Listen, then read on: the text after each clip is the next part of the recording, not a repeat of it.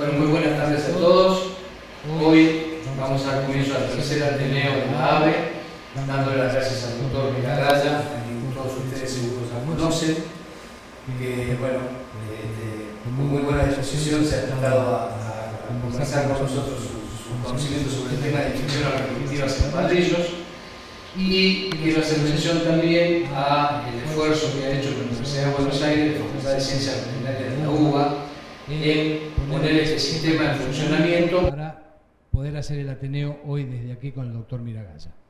No los entretengo más, espero que escuchen muy bien y los dejo en presencia del doctor Miragaya. Muchas gracias.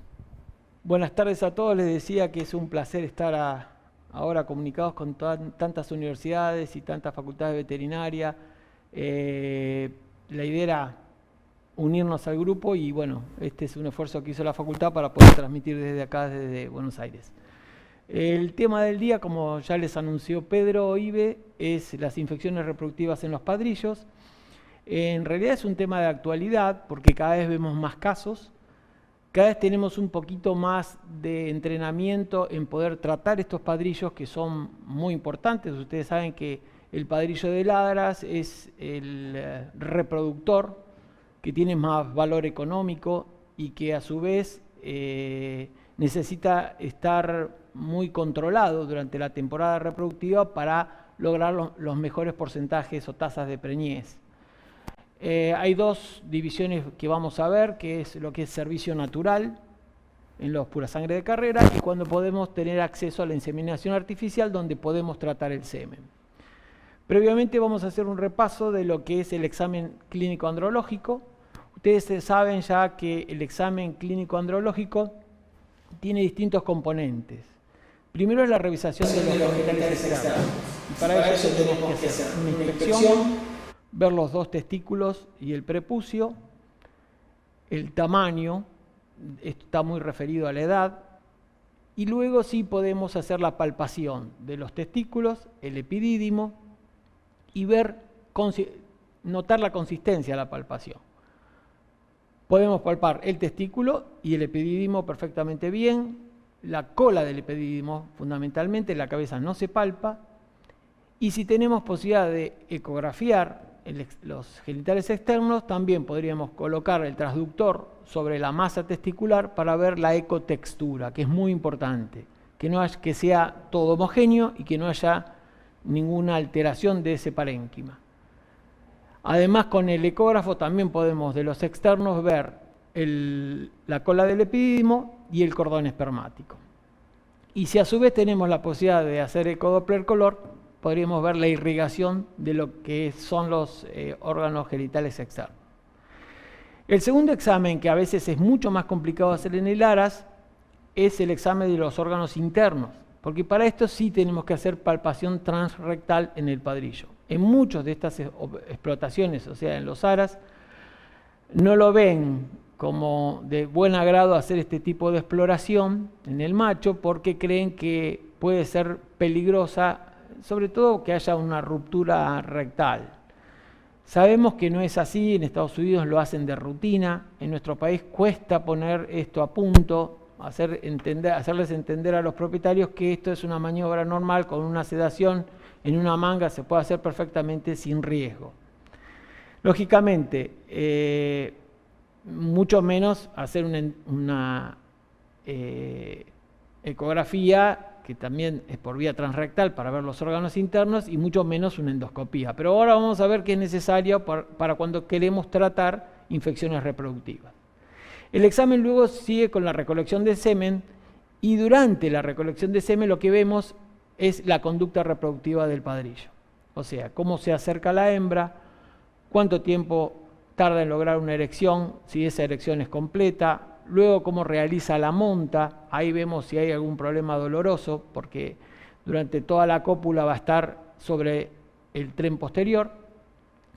Y también vamos a ver si logra la erección, intromisión, los movimientos pélvicos hasta que, si estamos colectando semen en la vagina artificial, vemos que comienza la eyaculación y podemos palpar en ventral de la uretra esos pulsos que determinan que pasa el semen a través de la uretra y se recolecta en la bolsa de recolección. Una vez ahí ya tenemos el eyaculado, que pasamos al laboratorio, que ya tenemos todo preparado como para observarlo.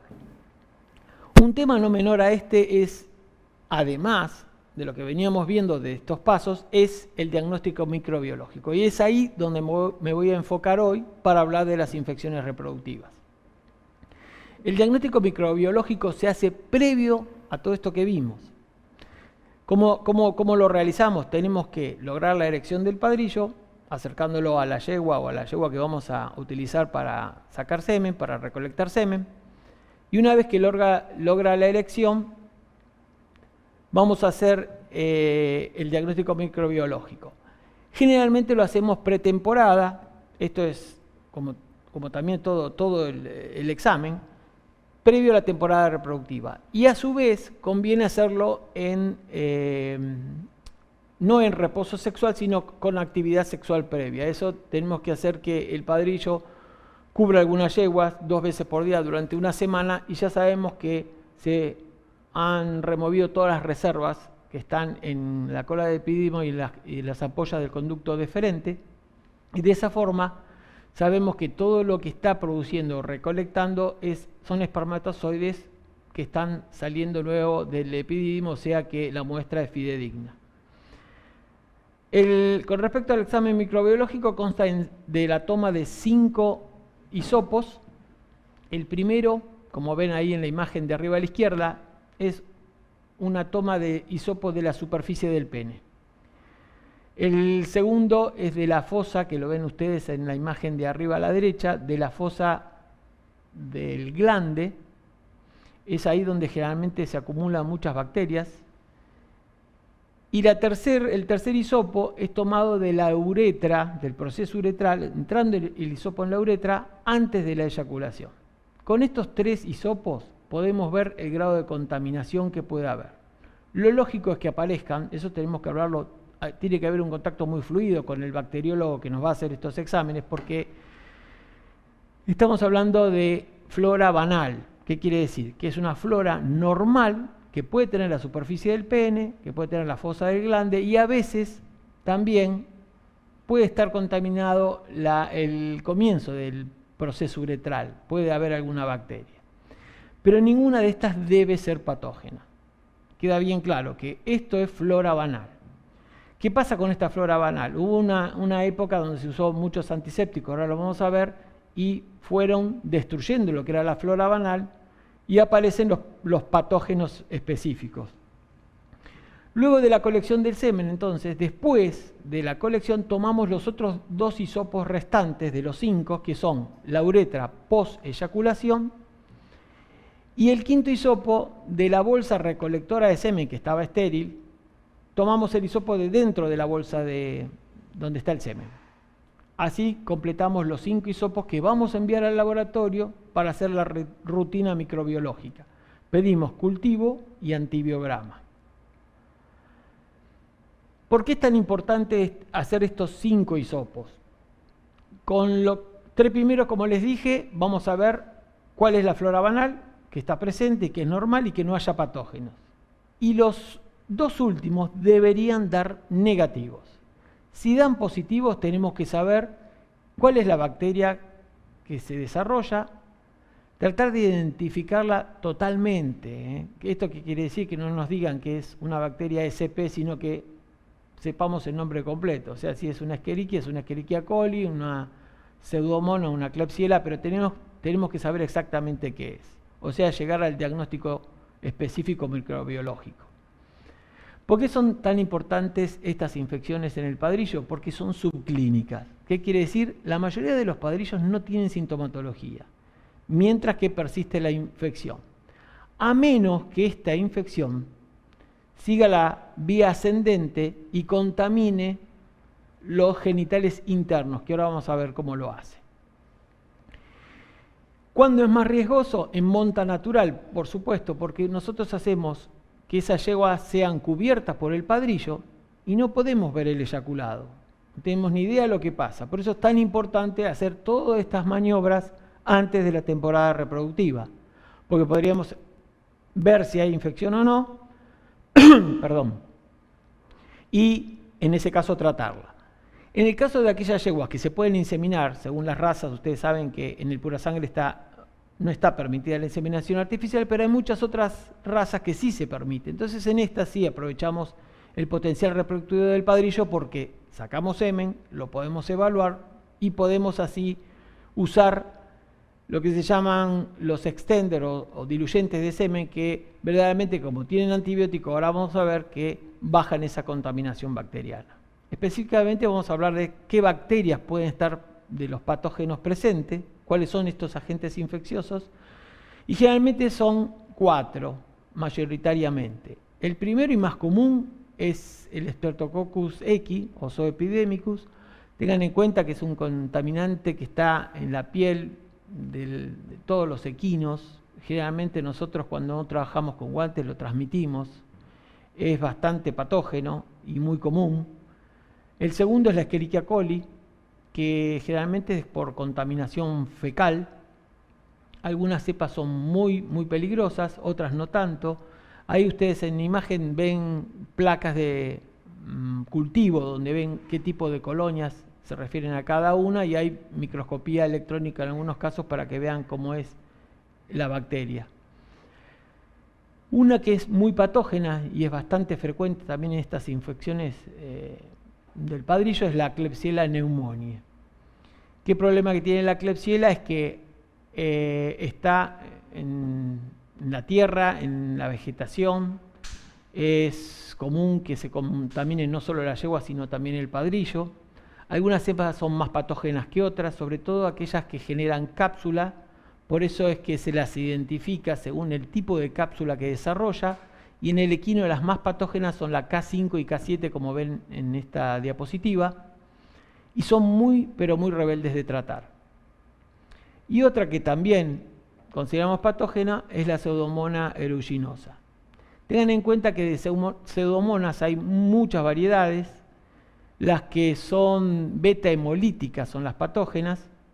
Y también hay que tener mucho cuidado con el agua de la finca, el agua del aras, el agua del establecimiento, ver si no está contaminada el agua, porque a veces somos nosotros los que durante el lavado de agua, que no sabemos en qué condiciones está y si está contaminada o no, podemos producir iatrogénicamente la contaminación del padrillo. Por eso es muy importante, cuando uno trabaja en el aras, tomar muestras de agua, del agua que utiliza generalmente para lavar los animales, tanto el pene del padrillo como todo el periné de la yegua. Con respecto a estas dos bacterias, Pseudomonas y Klebsiella, cuando la contaminación solamente la vemos en los 3 primeros hisopos, se puede decir que todavía es externa, que no ascendió. Y para eso hay tratamientos locales. En el caso de la Pseudomonas es muy sensible al pH, por lo tanto, cualquier variación de pH las puede eliminar. Por eso, como leen ahí, el tratamiento es con una solución de ácido clorhídrico muy leve. Fíjense que son 2 mililitros de ácido clorhídrico por litro de agua. Lo tedioso del tratamiento es que tenemos que hacer lavados de pene, fosa de glande, toda la base del pene y también el prepucio con esta solución, logrando primero la erección del padrillo. Por lo tanto, esto es un poco tedioso porque hay que hacerlo durante 10 a 15 días. Pero de esta forma podemos eliminar, ya si vemos el primer patógeno en la superficie, ¿no? y evitar una infección ascendente. Con respecto a la Klebsiella, el mejor tratamiento, y por eso está en otro color, es con lavandina, agua lavandina, es el hipoclorito de sodio, y son 10 mililitros por litro de agua, y hay que hacer el mismo tratamiento que para la bacteria que les mencioné antes, la Pseudomonas, donde el cloro es muy sensible al cloro de la Klebsiella y podemos matar también haciendo estos mismos lavajes durante 10 a 15 días. También están indicados, lo van a ver en algunos libros, con tratamiento con nitrofurasona o alguna otra solución antiséptica, pero tengan en cuenta que llegamos al antiséptico cuando ya sabemos que hay un patógeno específico en superficie, si no, no habría que usar ninguna solución de estas desinfectantes. Entonces, queda claro que el lavado de pene, antes de sacar semen, tenemos que hacerlo con agua tibia, agua segura, o sea, sabemos que no esté contaminada, porque en muchos lugares el agua está contaminada, y de no saber la procedencia del agua, es mejor usar un sachet estéril de fisiológica, cualquier solución, inclusive agua destilada estéril, y poder hacer el lavado del pene, previo al servicio y secado. Pero tengan en cuenta que cuando hicimos los hisopos, no hicimos el lavado del pene, sino que primero tomamos los hisopos para ver qué bacteria está presente, y sí después podemos lavarlo preservicio. Estos son datos de un estudio que hicimos con la doctora Agüero hace muchos años, cuando apareció la moda de usar los desinfectantes, hacer lavados de pene con antisépticos. Y miren cómo fueron aumentando la proporción de padrillos contaminados con Pseudomonas, con Klebsiella, con Escherichia coli y otros patógenos. Y esto es lo que hay que evitar. Por eso en esa época aparecían muchos, pero en muchos casos, algunos se hacían infecciones ascendentes, como vamos a ver después, y los que no usaban estos antisépticos es el cilindro que ven a la derecha en el histograma, en blanco, que es la mayor proporción que no utilizaban antisépticos. Pero bueno, es así cuando fuimos de a poquito tratando de explicarles a todos que no era necesario usar ningún antiséptico, ninguna solución jabonosa, por eso contraindicamos cualquier uso.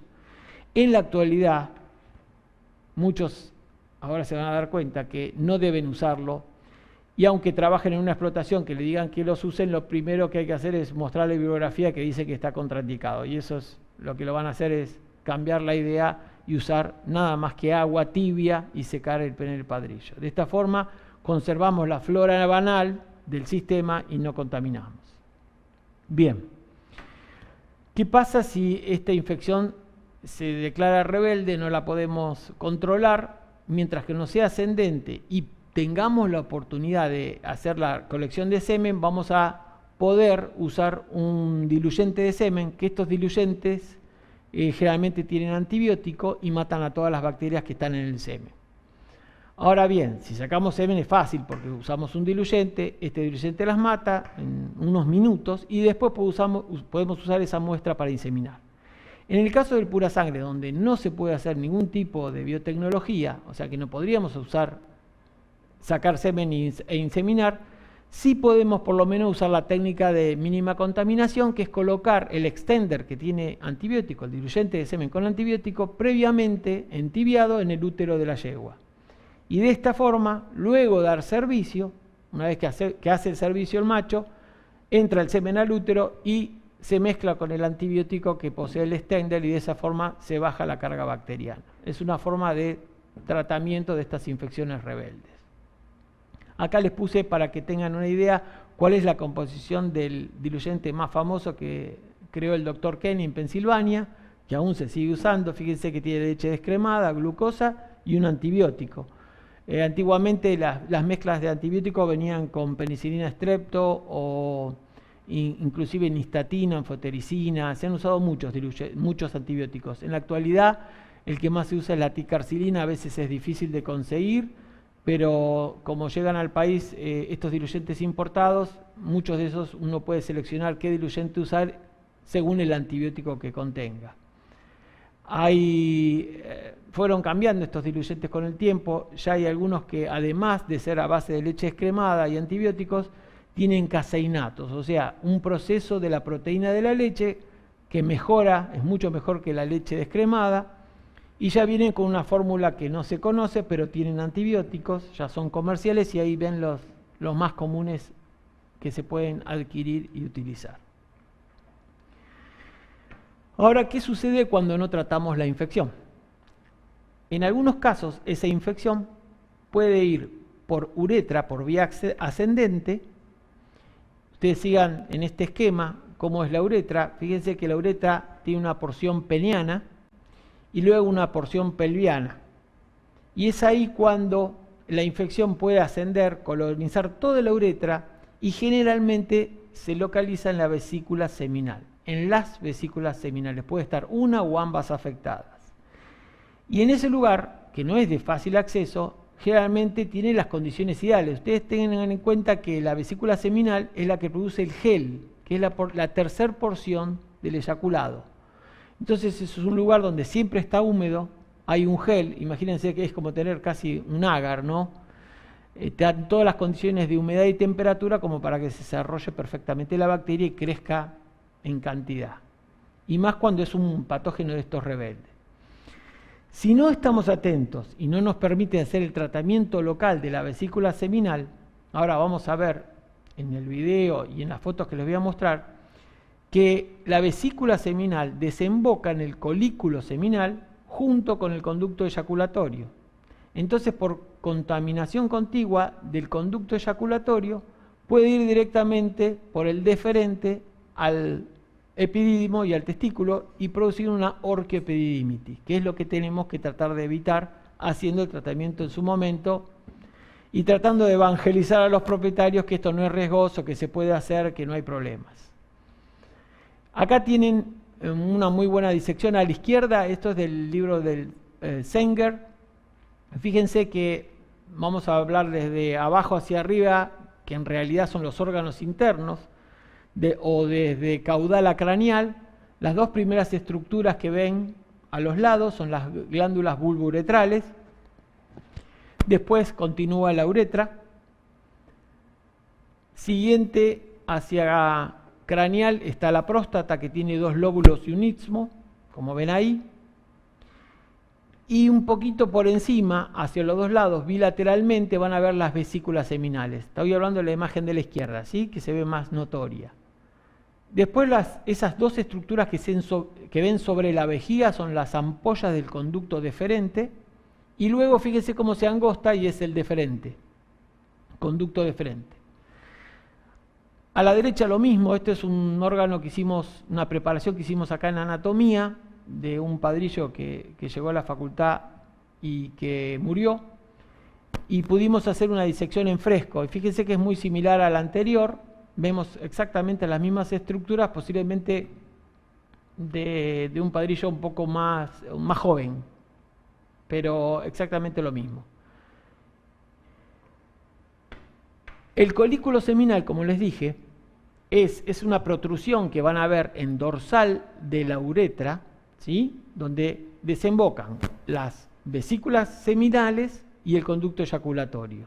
Es ahí donde deberíamos entrar, no solamente para la toma de muestras, a ver si la infección llegó a la vesícula seminal, sino también para hacer tratamiento. O sea, no solo es diagnóstica, sino que también es terapéutica la técnica que les voy a mostrar, que está descripta, lógicamente.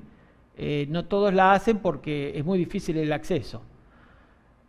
Esto es como un resumen de genitales externos, lo que les mencioné hasta ahora, las bulbouretrales derecha e izquierda, la uretra, próstata, las dos vesículas seminales y los conductos, las ampollas del conducto deferente. Bien, ¿cómo podemos hacer la observación? Yo les dije que podríamos hacer una palpación, algunas se palpan mejor que otras, pero con una ecografía, usando un ecógrafo transrectal lineal de 5 MHz, el mismo que usamos para ver el tracto reproductivo de la yegua, podríamos tranquilamente ver todas las imágenes de todas las glándulas que les mencioné del tracto genital interno. ¿Qué pasa? Vamos a ver ahora por ecografía imágenes de la vesícula seminal. En este caso tenemos dos imágenes, vesícula seminal izquierda y derecha. Estas son vesículas seminales normales. Tienen contenido, porque ya les dije que producen el gel, y deberían tener esa dimensión, no más que ese tamaño. Y esa es la textura de la vesícula seminal. Ahora van a ver algunas imágenes más. A ver si puedo avanzar. No me deja el... Ahora. Estas son imágenes de vesiculitis. ¿Por qué nos damos cuenta? Primeramente porque aumenta de tamaño la vesícula seminal. El contenido, generalmente cuando es purulento lo podemos ver directamente en la imagen y vemos el engrosamiento de la pared. Esta es otra imagen de contenido purulento de la vesícula seminal, otra vesiculitis. Esta es otra imagen. Generalmente aumenta mucho el volumen cuando estamos en presencia de una infección. Además del calor, o sea, la palpación la podemos notar. Y esta es otra imagen también de vesiculitis. ¿Cómo podemos llegar a tomar las muestras? Para esto necesitamos un endoscopio. En realidad hay dos tipos. El videoendoscopio, que la diferencia que tiene es que la cámara está en la punta y tienen un acceso directo por el canal de biopsia a la punta del endoscopio, del videoendoscopio. De no poder utilizar un videoendoscopio, la versión más antigua es un endoscopio flexible con una cámara, como para proyectarlo ya sea en una pantalla o verlo directamente del ocular. Con respecto al tipo de endoscopio, es muy importante que usen uno, además de estar pero muy limpio, estéril, y en cuanto a las dimensiones, como mínimo tiene que tener alrededor de 1,10 m hasta 1,30 m. Ya si utilizan uno más largo se les complica mucho la utilización, es bastante complejo si usan uno mucho más largo que eso. Con respecto al diámetro, los mejores están entre 9 y 10 milímetros, pero hasta 11 milímetros está bien para un padrillo adulto. Tiene que haber un canal de biopsia, sí o sí, porque es por ahí donde vamos a cateterizar. Y es muy importante, el lavado, como les mencioné, primero con un detergente enzimático. De esta forma sacamos toda la materia orgánica que haya en los endoscopios, sobre todo si lo usan para otro uso, ¿no? Yo generalmente tengo uno específicamente para los padrillos y lo que me preocupo mucho es de lavarlo bien con la solución detergente enzimática y luego esterilizarlo con una de estas soluciones de esterilización rápida que generalmente son aldehídos.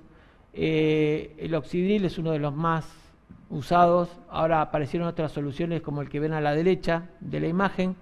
Esos se esterilizan en 5 minutos. Hay que tener cuidado de limpiar también y mandar esta solución esterilizante por el canal de biopsia y tener todo el equipo esterilizado previamente. Además de esto necesitamos un catéter.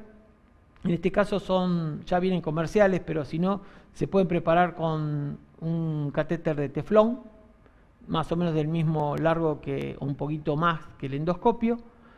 Y tenemos que tener solución atemperada, Ringer o fisiológica para hacer el lavado de la vesícula y la toma de la muestra, o en el caso del tratamiento, el lavaje de la vesícula seminal. Una venda Cambric, gasa estéril y el antibiótico de elección en el caso que ya confirmemos la infección y tengamos que tratarla. Esto es más o menos como verían la mesa lista como para ya empezar la endoscopía. Fíjense que el endoscopio, además de ya estar esterilizado, está en una bolsa. Estas bolsas son muy prácticas porque así podemos apoyar el endoscopio y no que hay que estar sosteniéndolo. Y hay otro diagnóstico que tenemos que hacer diferencial. Muchas veces aparece en el eyaculado sangre. Esta sangre generalmente proviene del proceso uretral o de la uretra, al principio, el comienzo de la uretra. A veces se lesiona, es esa imagen que tienen abajo a la izquierda, y que hace que el eyaculado se torne rosado, desde rosa leve hasta rojizo. Muy diferente a que ocurre a una hemospermia manifiesta, cuando ya directamente todo el eyaculado tiene una gran cantidad de sangre.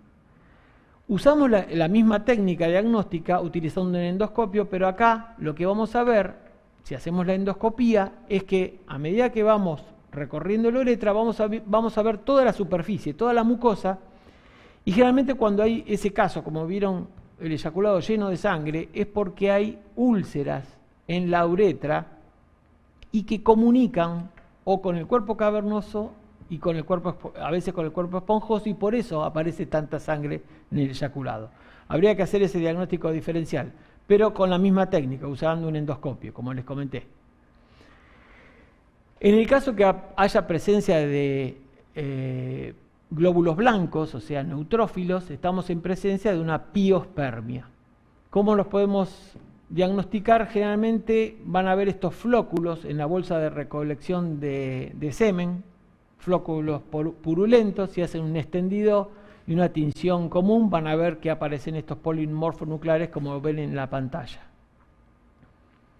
Ahora bien, la uretroscopía vamos a tener que tener el padrillo en una manga de revisación. Lo que se hace es sedarlo levemente con silacina y se puede usar de tomidina, muy poquito. Con la silacina ya con eso produce relajación del pene. Con la gasa lo que vamos a hacer es afirmarlo atrás del glande para que poder fijarlo y poder colocar el endoscopio, como ven en la imagen, y otro operario es el que va con guantes estériles, sacar el catéter de la bolsa, que está también esterilizado, y colocarlo por el canal de biopsia. Esa es una imagen del catéter, y esto ya es el catéter colocado en el canal de biopsia, que lo vamos a ver aparecer en la punta del endoscopio. Cuando llegamos a la uretra pelviana, vamos a ver el colículo seminal, y en esta imagen este es el colículo seminal, y en este caso está colocado el catéter del endoscopio en la entrada de la vesícula seminal. No hay ningún inconveniente en este sentido de poder acceder a la vesícula seminal, no solo con el catéter, sino con el endoscopio también. Y el conducto eyaculatorio es mínimo, o sea, es imposible cateterizarlo. O sea, la única entrada posible es a la vesícula seminal. Esta es una imagen seriada. Si empiezan de arriba a la izquierda, van a ver cómo se coloca el catéter, y así de esta forma se entra a la vesícula seminal. Las imágenes que ven abajo son de la vesícula seminal. Ahora vamos a ver un pequeño videito en tiempo real de cómo se hace la técnica. Esto está grabado directamente del endoscopio, por eso es que a veces el endoscopio toca la mucosa y se ve todo rojo. Mientras que estamos colocando el endoscopio, esto se usa un poquito de gel estéril. Una vez que entra se insufla. Todo esto es la superficie de la uretra peneana, ¿sí? Ven que cuando se insufla se ve la luz. Así vamos revisando toda la mucosa peneana, y luego va a llegar un momento donde la uretra pasa a ser pelviana. Y nos vamos a dar cuenta rápidamente porque aparece el colículo seminal. Ahí vamos viendo toda la superficie de la mucosa. Todavía es pene. Tengan en cuenta que tenemos que poner casi 1 metro, 1,10 m de endoscopía del endoscopio para llegar al colículo.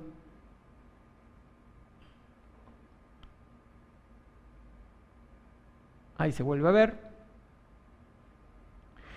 ¿Qué pasa acá?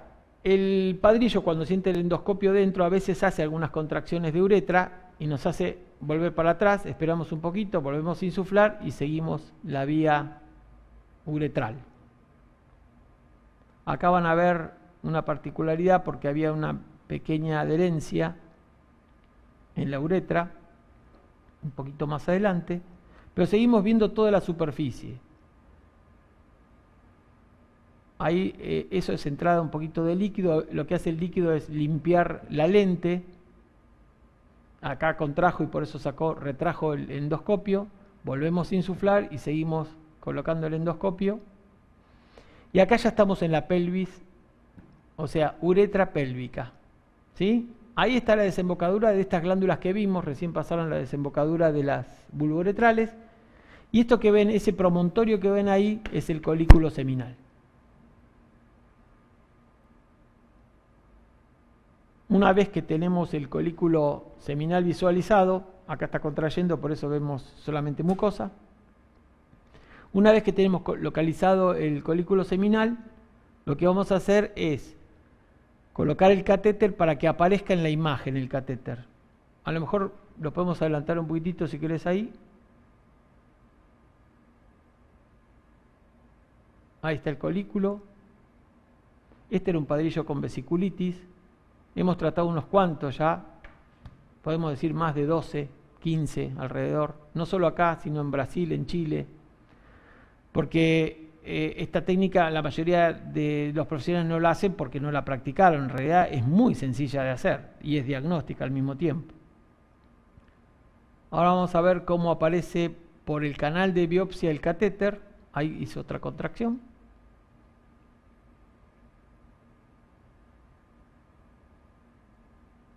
No sé si querés adelantarlo otro poquito. Esa es la entrada del colículo. No sé si llegan a ver que hay dos zonas de entrada para la vesícula derecha y la vesícula izquierda. Esto estamos en dorsal de la uretra. Ahí apareció el catéter, ¿lo ven? De teflón. Y con un poquito de maniobrabilidad van a tratar de insertarlo dentro de la entrada de la vesícula seminal.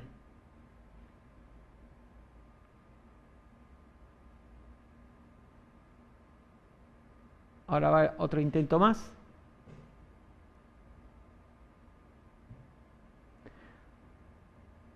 Esa es la entrada.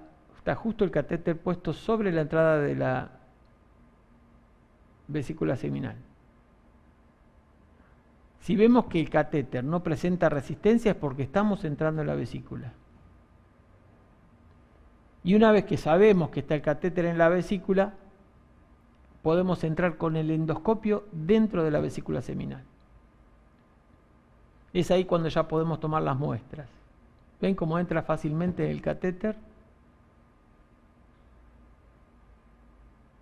Y ahora, siguiendo el catéter, con el endoscopio, vamos a entrar a la vesícula seminal. ¿Sí? Esta es la vesícula seminal, hay una pequeña adherencia ahí, ¿la ven? Y estamos siguiendo el catéter que previamente colocamos.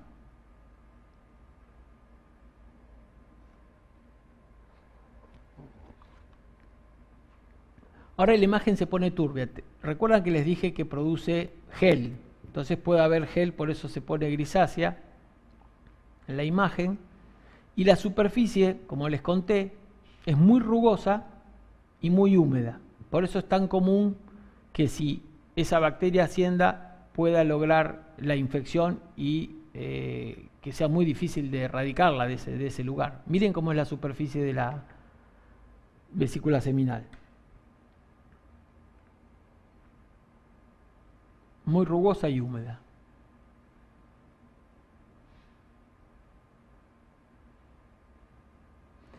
Hay zonas bien irritadas y aquí es cuando podemos tomar la muestra para enviar al laboratorio. En el caso que nos dé positivo de un patógeno específico, podríamos de la misma forma hacer el tratamiento, que consiste en lavajes de la vesícula seminal con solución atemperada, realizar entre 5 a 10 lavajes y después instilar un antibiótico, el antibiótico que nos dé de elección según antibiograma, y dejar el antibiótico en la vesícula seminal. No solo tratamos la que está infectada, sino la otra también, porque por continuidad generalmente la infección pasa y puede haber una vesiculitis izquierda que después se haga derecha. Entonces ya directamente tratamos la enferma, pero tratamos también la otra vesícula seminal porque sabemos que la infección puede pasar. Todo esto que ven es el interior de la vesícula seminal. Listo, podemos cerrar el video. Y quería contarles además un caso bastante complicado que tuvimos, donde fue bastante complejo tratar de convencer al productor, al consorcio propietario del padrillo, de hacer este tratamiento. Por eso vamos a ver un caso de vesiculitis, es un caso clínico específico, es un padrillo joven de 7 años, esto hace unos años ocurrió, un caso muy agudo. El padrillo tuvo un cólico, el doctor Espinosa lo operó, salió sin ningún problema de la cirugía, y el doctor Espinosa me consultó porque a la semana empezó con un cuadro febril, y él se puso a palparlo y notaba que del lado izquierdo sentía a la palpación como una cinta engrosada de temperatura. Perfecto el diagnóstico. Ya cuando me dijo eso por teléfono dijimos, bueno, seguramente sea una vesiculitis, pero por la duda fuimos a revisarlo, vimos que sí, a la palpación estaba inflamada la vesícula, a la ecografía con un contenido purulento, y en realidad yo les dije, podemos poner un antibiótico, pero los antibióticos generales, por vía general, generalmente no llegan ahí. Y que realmente se confirmaba el diagnóstico, ahí se lo trató con enrofloxacina, pero que lo lógico era hacer esto que les conté, o sea, llegar a la vesícula seminal, tomar la muestra, ver qué bacteria había y demás. Bueno, estuvo 15 días de tratamiento antibiótico con enrofloxacina, la vesícula seminal se redujo de tamaño, tenía contenido, y se evaluó el cuadro seminal. Fíjense cómo es el cuadro seminal, hay muchas anormalidades, poca cantidad de espermatozoides, pero lo que es más llamativo es lo que está abajo, la supervivencia. Esto es muy común. El examen de rutina del eyaculado, uno de los exámenes que hay que hacer es la supervivencia, es mantener semen puro a 22 grados centígrados y ver la movilidad progresiva hora a hora. y debería durar unas 6 horas. En el caso que esté el semen diluido, debería durar como mínimo 12 horas. En este caso, a la hora ya estaba todo muerto, tanto en el puro como en el diluido, que tenía antibiótico. Ahí nos dimos cuenta de 2 cosas, que estaba la bacteria presente en semen, o sea que la infección seguía, aunque estaba tratado con antibióticos, y que el diluyente con antibióticos que habíamos utilizado no servía, o sea que no cubría esa bacteria específica. Estas fotos las vieron anteriores porque son de este caso. Cuando tomamos los hisopos apareció una Klebsiella en pureza y había piospermia, o sea que el diagnóstico cerraba completo, ¿no? Una vesiculitis, el agente causal, la Klebsiella pneumoniae, y era bastante difícil de tratar por el antibiograma que nos daba. Entonces ahí fue cuando sugerimos hacer este tratamiento, que por supuesto el consorcio, como eran muchos propietarios, se opusieron a hacer el tratamiento. Y pasó lo que les dijimos, que había una posibilidad de que esa bacteria ascienda a través del conducto eyaculatorio, vaya al conducto deferente y contamine epididimo y testículo y de una orquioepididimitis. Esta es una imagen del padrillo, ya estaba aumentado el tamaño del testículo cuando lo fuimos a ver, y por supuesto ellos preferían seguir tratándolo con antibióticos, se probó otro antibiótico, pero ya estaba la orquioepididimitis. Entonces lo lógico en ese momento es hemicastrar. Por supuesto me dijeron que no, hasta que pasó unos días más, y fíjense cómo se puso el testículo, cómo aumentó de tamaño. ¿Qué pasa cuando un testículo con temperatura aumenta de tamaño? Lo que único que hace es pasar esa temperatura al testículo que todavía está sano. Estamos arruinando por aumento de temperatura el otro testículo, por eso tiene que ser rápido. Y fíjense cómo es la evolución de este estadio hasta el próximo, que fueron 12 horas posteriores. Habría que castrarlo cuando estaba en este momento, ¿no? Hemicastrarlo. Pero se dejó de esperar porque no pensaba que esto podía ocurrir, y finalmente a este nivel cuando ya estaba inflamado inclusive el prepucio, fíjense cómo está todo inflamado, se hizo la hemicastración, el doctor Espinosa lo volvió a operar. Lo que tuvimos la precaución, yo estuve en la cirugía para obtener ese testículo y poder sacar muestras. Esto lo hicimos en un flujo laminar para no contaminar, abrimos la albuginia, tomamos muestras para cultivo también de testículo, de epidídimo y de cordón espermático. Y en los 3 hisopos salió la Klebsiella en pureza, Klebsiella pneumoniae. Y miren cómo daba el antibiograma. Sensibilidad intermedia a ticarcilina, a ciprofloxacina y a ceftiofur. Y el único antibiótico que se podía utilizar es el imipenem-cilastatina. Ese es un carbapenio que generalmente no se utiliza, son antibióticos intrahospitalarios. Se reserva este uso para infecciones así, cuando hay una septicemia, se utiliza en humano también. Lo importante es que sabíamos que este antibiótico era realmente sensible para la bacteria. Fue ahí que se decidió, nos permitieron hacer el lavaje de las vesículas seminales, pero como ese antibiótico no había sido nunca probado y no sabían si podía ser sensible a los espermatozoides, hicimos el primer tratamiento usando otro antibiótico que fue el permitido, que fue ticarcilina clavulánico. Hicimos, como les mostré, lavaje de las vesículas seminales, sacábamos todo el contenido de la vesícula seminal, lavamos 5 a 10 veces cada una de las vesículas, y miren cómo salía el contenido de la vesícula seminal, ¿no? Hemorrágico, purulento. Y a medida que van pasando los lavajes, se va clarificando un poco. En este estadio, los primeros días era terrible, estas eran las muestras. Fíjense lo que a la izquierda ven los lavajes, la recuperación del lavaje de la vesícula izquierda, y a la derecha ven las jeringas de recuperación del lavaje de la vesícula derecha, que ya también estaba contaminada. Así es como lo fuimos tratando, se dejó una semana en reposo sin antibiótico y otra vez se aisló la Klebsiella, o sea, el antibiótico no fue efectivo, como habíamos visto, lo sabíamos por antibiograma. Entonces hicimos una prueba del imipenem, usarlo en presencia de espermatozoides, y no era espermicida. Entonces sí decidieron que podíamos usarlo. Hicimos lo mismo otra vez, lavamos otra vez las mismas vesículas seminales y colocamos el antibiótico que estaba indicado, que era el imipenem. Hicimos 5 tratamientos y con eso, miren la diferencia cuando un antibiótico está indicado, es sensible, rápidamente con 2 o 3 lavajes ya salía bien claro y después de lavar dejábamos el antibiótico en la vesícula seminal. Así lo hicimos y luego sí conseguimos con otra observación de la misma forma un cultivo negativo. ¿Cómo fue el futuro de este semental? El cuadro seminal fue mejorando.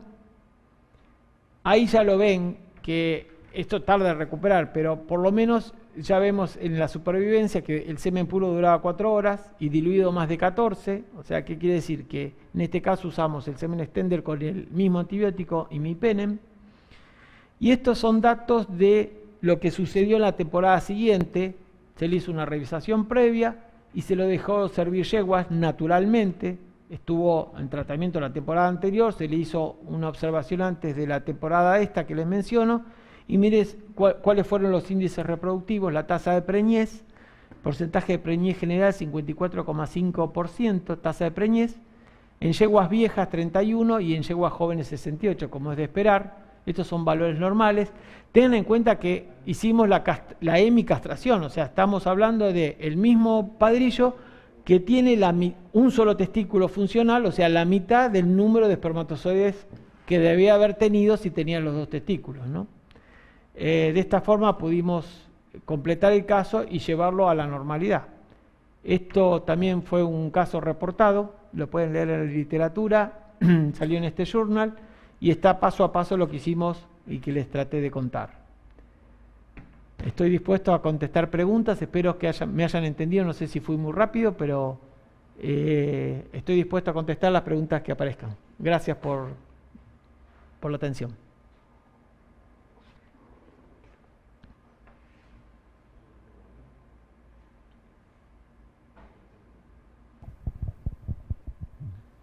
Bueno, doctor, muchas gracias por participar en los Ateneos de la AVE aquí desde la UBA. Y las preguntas normalmente las hacen a través de una dirección de WhatsApp de Ateneos y hay un colega uruguayo que también tiene el mío si quiere hacer alguna pregunta. Vamos a esperar unos minutos. Sí, cómo no. Y a ver si aparece, seguramente va a aparecer alguna pregunta que yo se la voy a retransmitir por el micrófono para que vos puedas contestarla. Perfecto. Además, ustedes en la primera diapositiva, si la ponemos, está mi mail. Pueden escribirme ahí cualquier consulta o problema que tengan, o mismo para si necesitan bibliografía, se los puedo pasar por correo electrónico.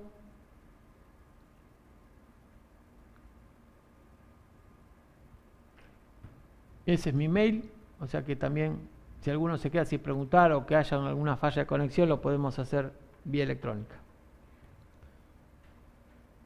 Hasta ahora tengo mensajes de agradecimiento, que los hago extensivos, y acá sí tenemos una pregunta desde Uruguay que dice: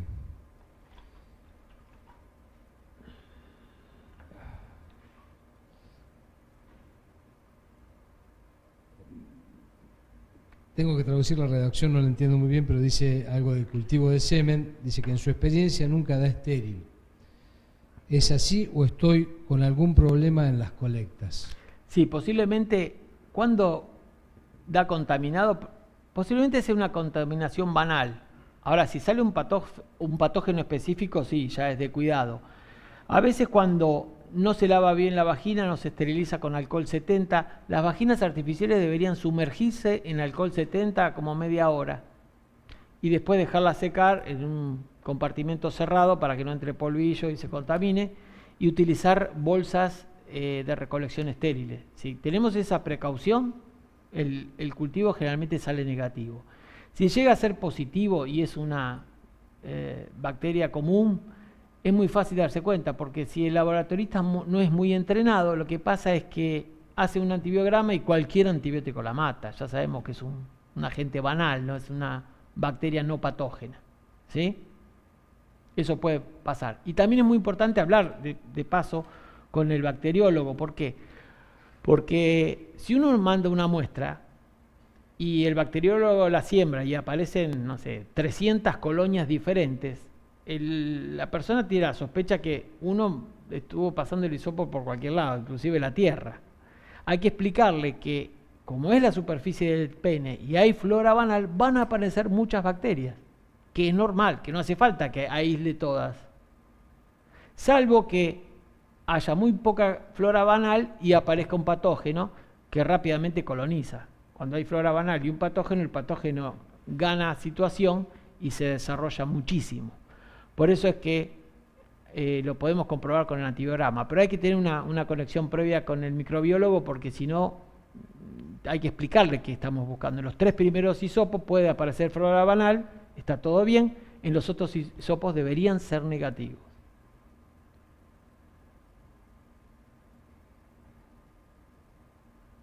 El mismo colega dice que usa liners plásticos. Sí, eso es una especie de cobertor interno, ¿sí? Que lo que hace está muy bien porque vienen estériles, eso sería lo mejor, pero a veces puede estar contaminado, sobre todo si no están bien cerrados, o en ese caso habría que mandarlos a reesterilizar con óxido de etileno, en alguna empresa de las que hacen, no hacerlo uno manual, porque antiguamente se usaba eso de hacerlo y es muy tóxico. Hay empresas que ya esterilizan y pasan aire estéril en esas estructuras. Lo mismo pasa con el endoscopio, también se podría mandar a esterilizarlo por óxido de etileno. Gracias. Otro colega de La Plata, el doctor Maggiolo, pregunta, dice, en caso de realizar el lavaje de vesícula y hasta el resultado del antibiograma, ¿es posible infundir algún antibiótico de amplio espectro? Y si fuera así, ¿cuál recomendaría?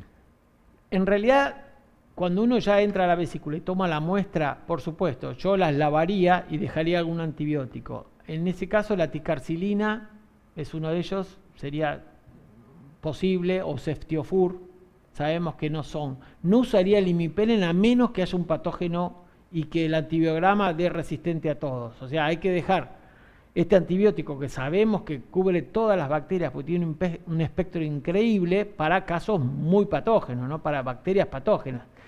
Probaría con la ticarcilina, que es un derivado penicilínico muy bueno, que como no se usa tanto es efectivo, o el ceftiofur, y dejaría así, sin duda.